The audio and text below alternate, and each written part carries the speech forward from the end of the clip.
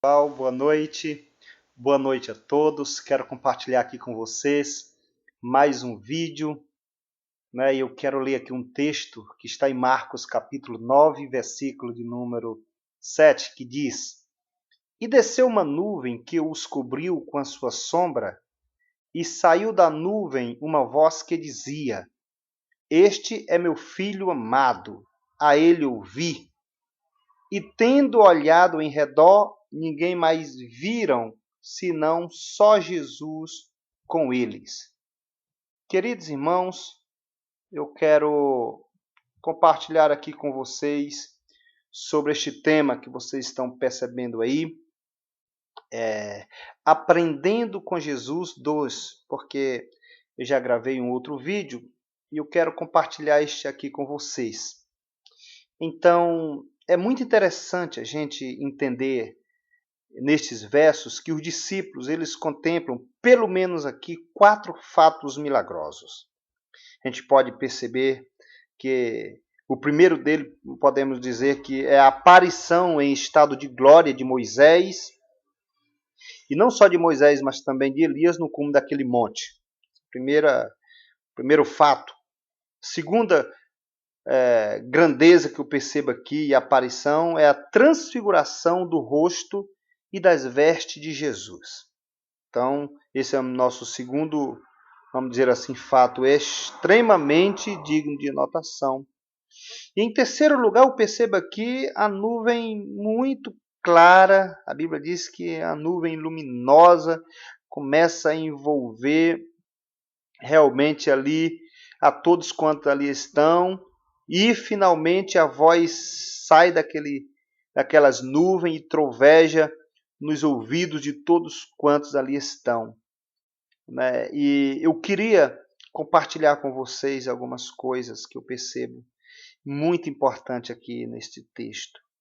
Então, eu vou mostrar aqui algumas lições, espero que isso possa lhe ajudar, possa fortalecer você na sua fé, na sua caminhada, que essas lições venham lhe ajudar, né, no comportamento realmente da sua vida nessa caminhada cristã. E vamos ver aqui também no comportamento dos discípulos, né, algumas coisas que eu acho importante compartilhar com vocês, né? A gente precisa aprender. Então, veja só. A primeira coisa que eu percebo nesse texto é que os discípulos eles não discernem. Eu não consigo ver o discípulo discernindo a centralidade da pessoa de Cristo. Primeira coisa. Por que, pastor Clevilson? É simples, o texto é muito claro. A gente entende que os discípulos estão cheios de emoção, eles estão naquele êxtase, mas eles estão vazios de entendimento. Né? Nós percebemos aqui a proposta de alguém de construir 3 tendas, né?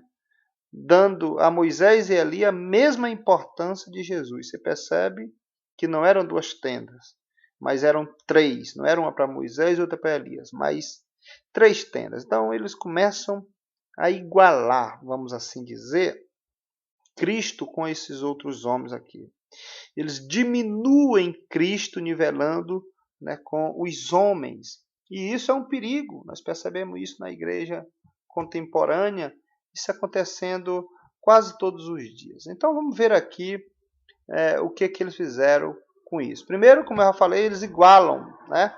Eles igualam Jesus com os homens.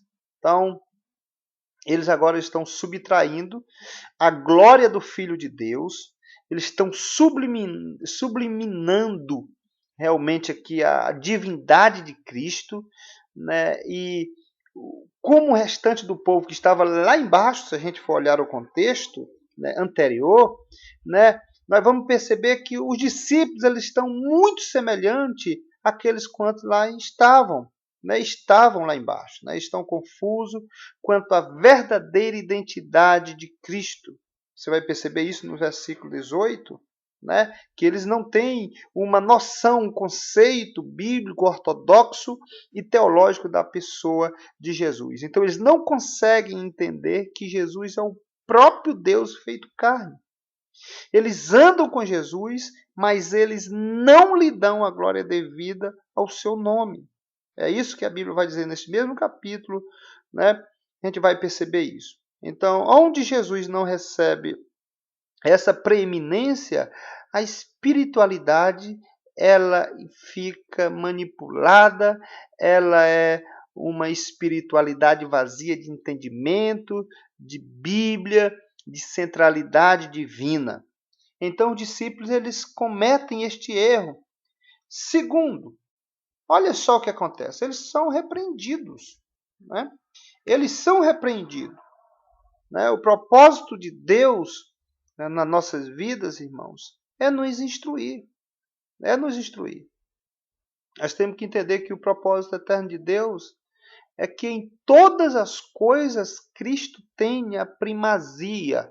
Romanos 8, acho que o verso 29, né? A Bíblia diz lá que, lá em Efésios 1 também, que todas as coisas devem convergir para Cristo. Ele é maior do que Moisés, ele é maior do que Elias, né? A Bíblia diz que a graça, que a lei, né, foi dada por Moisés, mas a graça e a verdade veio através de Cristo. Então a lei e os profetas apontaram para Cristo. Ele é a consumação da lei. A Bíblia diz em Romanos 10 que ele é o fim da lei. Ele é o conteúdo das profecias, o Messias apontado por todos os profetas. Agora, os discípulos eles não discerniram a centralidade da pessoa de Cristo. E eu fico, irmãos, admirado com isso, né? Fico admirado quando nós não entendemos esta primazia. O que acontece? Nós somos repreendidos, né? E nós percebemos, irmãos, que eles são repreendidos. Deus imediatamente, né, brama lá do meio daquela nuvem, corrige os discípulos, mostrando que Jesus ele é único, que Jesus ele é singular. E é uma coisa interessante eu entender nessa aparição da voz de Deus desta nuvem, porque essa voz aí ela é totalmente diferente daquela voz que ecoou lá no Jordão, quando Jesus estava lá para ser batizado. Lá no Jordão, a voz foi para Jesus, né? O povo, né, estava ali e perceberam o Pai confirmando para Jesus a sua divina filiação. Agora, irmãos, aqui é diferente, né? Esta voz ela não se dirige para Jesus, mas esta voz ela se dirige para os discípulos, né? E esta voz está reafirmando que Jesus ele não pode ser confundido com os homens. A Bíblia diz, né, irmãos, que seja todo homem mentiroso e Deus verdadeiro, né? Deus, na pessoa de Cristo, não pode sequer, irmão, ser confundido com os mais ilustres, nem colocado no mesmo pé de igualdade dos profetas. Jesus, ele é o próprio Deus que se fez carne. Diante dele, diz a palavra de Deus, todo joelho deve se dobrar. E isso, irmãos, eu devo entender. Para Cristo deve ser toda a nossa devoção.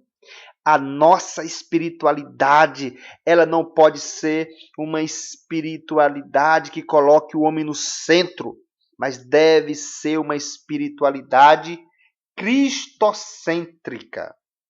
Então vamos ver aqui outro erro dos discípulos, que eles não discernem a centralidade de Cristo, da missão de Cristo, né? Então eles estavam ali falando sobre a cruz, Moisés, Elias e Cristo, o texto é bem claro, eles estavam falando da cruz. Por quê, meus amados? Porque a cruz é o centro, entendam isso, a cruz é o centro do Evangelho, a cruz é o centro do ministério de Cristo. Ele veio ao mundo para morrer, a cruz não foi um acidente na vida de Jesus, ele mesmo se entregou, ele mesmo marchou para o Calvário, como um rei caminho para a sua coroação, Jesus se dirigiu para aquela cruz. Irmãos, nós precisamos entender isso, né? Eles não discerniram esta missão. E aí você pergunta, Ô pastor, então qual era a missão de Cristo? E eu lhe mostro. Está aqui. Qual era a missão de Cristo? A sua missão era morrer. A morte de Cristo não aconteceu simplesmente porque Judas o traiu por dinheiro. Engano de quem pensa assim. Não, de repente foi porque os principais do sacerdote entregaram por inveja. Claro que não. Não foi porque Pilatos se sentenciou porque ele era um covarde. Também não. Ele foi crucificado porque o Pai o entregou por amor naquela cruz. Ele morreu pelos nossos pecados. A sua morte sempre esteve no propósito de Deus, nos propósitos inescrutáveis de Deus. A Bíblia diz, Apocalipse 13:8, que o Cordeiro de Deus que foi morto antes da fundação do mundo. O propósito dele era morrer. Ah, mas fico muito feliz, irmãos, quando nós entendemos esta realidade, né, do propósito de Deus. E esta morte, alguém pode perguntar, como que esta missão, né, de Cristo, ela aconteceu? Eu vou falar algo aqui que parece paradoxal, mas não é paradoxal, né? Eu quero dizer que Jesus morreu antes de morrer. É isso mesmo. Ele morreu antes de morrer. Porque a Bíblia diz que ele foi morto antes da fundação do mundo. Todos os sacrifícios do Antigo Testamento eram uma reafirmação da morte de Cristo. Ele esvaziou-se da sua glória. A Bíblia diz que ele fez-se servo para morrer a morte mais dolorosa, a morte mais demorada, a morte mais humilhante. A Bíblia diz, Paulo chegando a dizer, a morte de cruz. Você tem uma ideia como foi que Cristo padeceu pelos nossos pecados. Ele veio para morrer pelas suas ovelhas. Ele veio para morrer pela sua igreja. Ele não veio ao mundo simplesmente para ser um mestre, como alguns pensam. Ele não veio para fazer milagres, como alguns pensam. Não, querido. Ah, ele veio para mudar conceitos ou de repente valores morais? Claro que não. Para que Cristo veio? Ele veio para morrer pelos nossos pecados. Os nossos pecados. E aí, diante disso, dessa morte, tem uma pergunta que ainda hoje as pessoas estão atrás da resposta. Que pergunta é: quem foi que matou Jesus? Quem matou Jesus?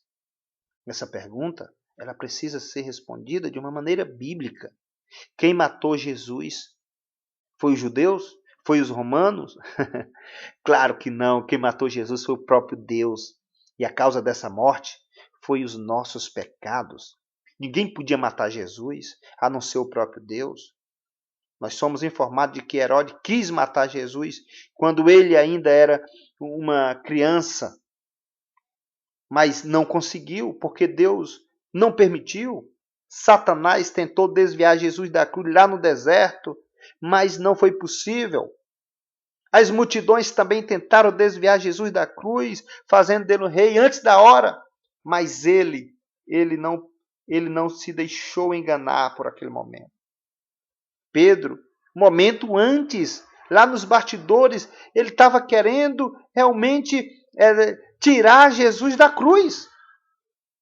Ele não queria que Jesus marchasse para a cruz. Ah, irmãos, uma das passagens mais lindas que eu acho que era lá quando Jesus está suspenso no madeiro. Estava lá no leito vertical da morte, né? Lá naquela madeira rude. A voz do inferno talvez veio como nunca antes veio, né? Da boca dos insolentes judeus que estavam lá dizendo: desçam da cruz e nós vamos crer em ti, no capítulo 27 do livro de São Mateus. Mas Jesus subiu naquela cruz. Ele não ia descer daquela cruz antes de completar a obra que ele havia de fazer pela minha vida e pela sua vida. Porque se Jesus descesse da cruz, nós desceríamos ao inferno. Se Jesus não ficasse naquela cruz, talvez, irmãos, talvez não, com toda certeza, a humanidade não teria oportunidade de ser salva. E aqui eu queria mostrar aqui alguns benefícios da cruz. E alguém pode dizer, quais os benefícios da cruz, pastor? Eu me proponho a responder agora para você. Na cruz, Jesus ele assumiu o meu lugar, o teu lugar. Ali ele assumiu a minha e a tua culpa. Ali ele carregou sobre o seu corpo, no madeiro, os nossos pecados. Ali ele esvaziou o cálice da ira de Deus. Ali a Bíblia diz que ele fez-se pecado por mim e por você. Ali ele morreu a minha morte. Ali ele pagou com seu sangue o meu e o teu resgate.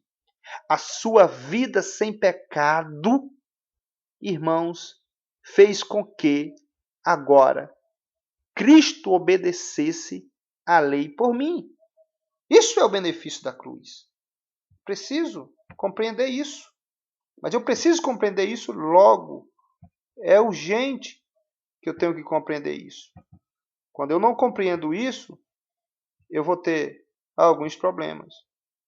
Agora, na morte de Cristo, que nós vamos chamar de morte vicária, Jesus ele cumpriu a lei por nós.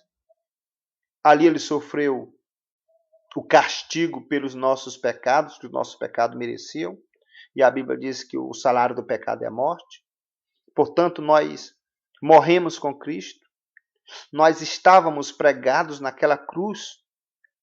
Quem morre, irmãos, justificado está do pecado, diz a palavra de Deus. Ó, deixa eu te falar uma coisa interessante. Quem morre não deve mais nada à lei. A lei nada pode fazer com o morto. Mesmo que uma pessoa, você possa pensar, ela tenha sido sentenciada à prisão perpétua, quando ela morre, a lei perde o seu poder sobre ela.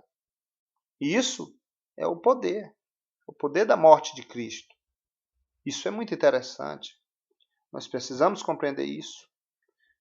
A lei não tem poder de alcançar uma pessoa morta. Quando Cristo morreu, ele morreu pelos nossos pecados. Ele morreu pelos nossos pecados. Quando Cristo morreu, nós morremos com ele. A morte de Cristo foi a minha morte, a tua morte. Ele morreu a nossa morte para que nós viéssemos viver a sua vida. A nossa dívida ela foi paga, queridos. A justiça ela foi satisfeita plenamente. A justificação foi declarada ali e a nossa salvação ela foi garantida. Você pode dar um glória a Deus. Você pode dizer um aleluia. Isso é Bíblia. Isso é Bíblia. Isso é a palavra de Deus. Eu já estou concluindo. Quero concluir dizendo que Moisés. Quero concluir dizendo que Elias, a lei, os profetas aparecem para falar sobre a cruz naquele lugar. Agora os discípulos, eles aparecem ali no momento, estavam dormindo, eles acordam. Querido, eles não conseguem entender a mensagem da cruz. Qual a conclusão que eu tiro aqui? Que o coração deles ainda está fechado. Estavam fechados. Eles estavam no monte em êxtase. Estavam ali, mas lhe faltava o conhecimento da verdade mais excelente. Qual é a verdade mais excelente? Olha, o assunto cruz é tão importante que Deus moveu os céus para tratar sobre a cruz. A cruz de Cristo. Tem até um livro do saudoso John Stott, A Cruz de Cristo. Os discípulos eles andavam com Cristo, mas não discerniam a sua missão. Eles andavam com Cristo, mas não discerniam qual a verdadeira missão de Cristo. Eles viam as coisas celestiais, mas não distinguiam a cruz. Estavam cercados de uma áurea celestial, mas o coração deles não era capaz de discernir a verdade essencial de Deus. Eu queria agradecer você, e aqui está um pequeno esboço, que você possa receber essa palavra. 2 pontos importantes aqui. Eu queria que você compartilhasse esse vídeo nas suas redes. Eu queria que você me ajudasse a edificar tantas vidas que precisam por aí. E se inscreva aí no canal embaixo. Em nome de Jesus, que o Deus dos céus possa te abençoar, em nome de Jesus. Fico muito agradecido, forte abraço e até a próxima, querendo o nosso Deus.